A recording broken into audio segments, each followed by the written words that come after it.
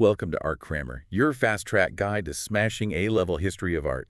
Whether you're revising masterpieces or cramming before an exam, I'm here to break it all down clearly, quickly, and with no waffle. I am your helpful expert here to assist you. Let's dive in. Please like and subscribe if you enjoy the content, and without further ado, let's get going.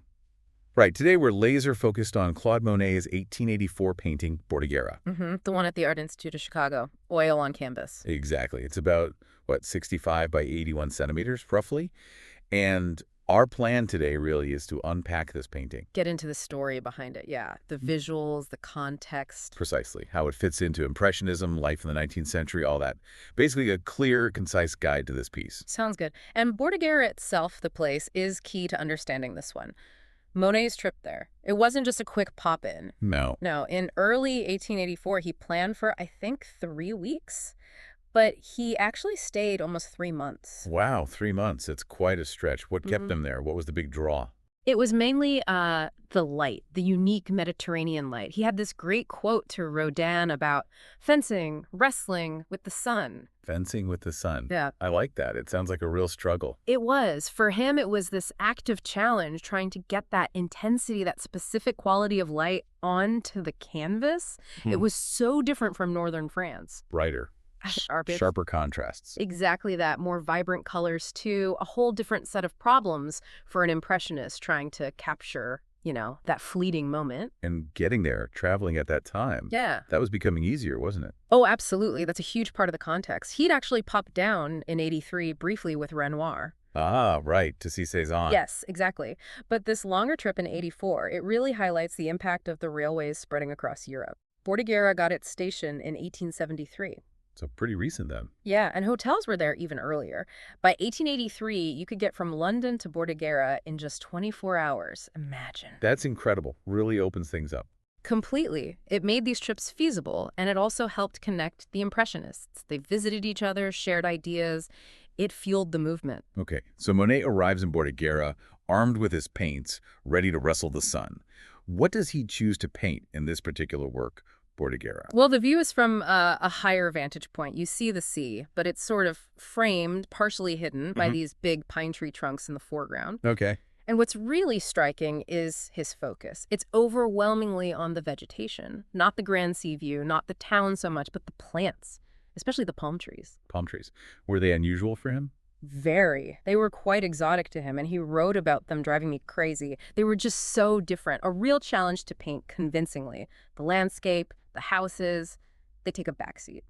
So this new environment, it really forced him to adapt, maybe change his approach. It really did. He talked about feeling a sort of madness initially, like this burst of color and unfamiliar shapes. He was genuinely worried his usual palette, his techniques wouldn't be up to capturing it. That's fascinating. Even Monet had those moments of doubt.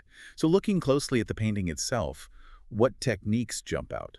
Well, the brushwork, definitely. It's loose, it's fluid, and the paint is applied quite thickly in places. Impasto or alla crema. Exactly, that wet-on-wet application. And this was becoming much more practical because of industrially produced tube paints. Ah, the invention of paint tubes. A game changer. Totally. No more grinding pigments in the studio. You could just grab your tubes, your easel, and head outdoors.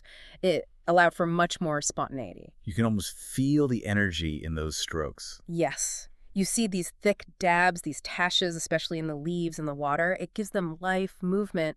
And some think he might have picked up tricks from Constable, the English painter. Constable. How so? Those little snow-like white highlights, Constable used to show light hitting surfaces. Monet uses something similar here to show the sun dappling the leaves. Look at the tree on the front right. You can really see it. Okay, yeah, I see that.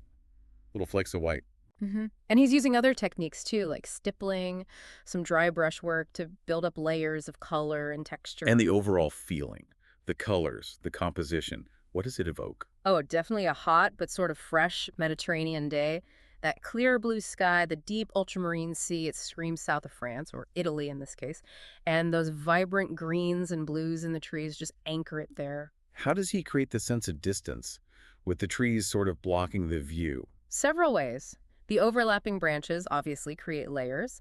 Then the distant village, it's just suggested with touches of cream for light and some purples and blues for shadow. Very subtle. Yeah.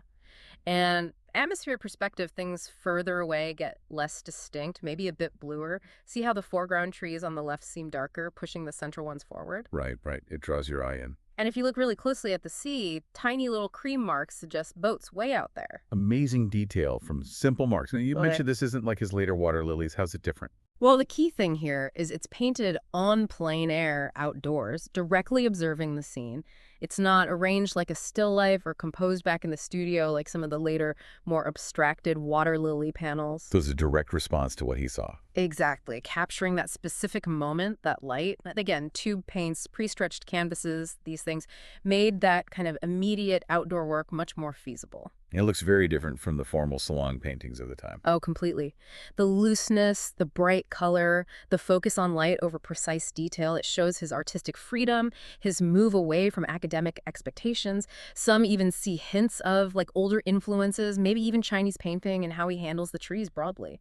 Suggests he was experimenting. So thinking about us looking at it today, what does Bordighera make you feel or think? Does it still resonate?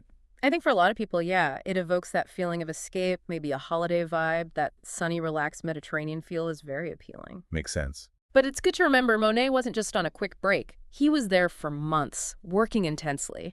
It's a world away from his paintings of, say, smoky Paris train stations or foggy London. That's a really good point. It marks a shift for him, maybe personally as well as artistically. I think so. It reflects a time when he was finding more peace, perhaps, in nature. He was also more financially stable by then, which allowed this kind of travel and focus. Visiting friends like A Cezanne. different phase from earlier struggles, like during the Franco-Prussian War. Definitely. It really supports that famous idea of Monet being just an eye, but what an eye, just absorbing the visual world.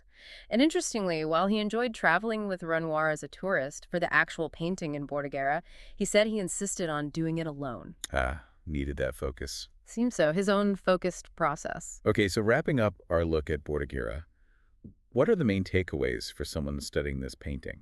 Well, first, it's a brilliant example of Monet tackling that intense Mediterranean light and the exotic to him vegetation. Second, you really see his impressionist techniques evolving the energetic brushwork, the bold color capturing sensation. Right. Third, it kind of indirectly tells a story about technology, how things like tube paints and trains were changing how artists worked, giving them freedom. The industrial impact. Yeah. And finally, it gives us a snapshot of Monet himself at this stage, more secure, deeply connected to nature, but still pushing himself artistically. That sums it up beautifully. It really brings the painting to life. And maybe a final thought for everyone listening. Go on. Consider how those technologies, back then, the railway, the new paints parallel technologies today. Think about the internet, digital tools, easy global travel now. How does all that accessibility shape how artists work today?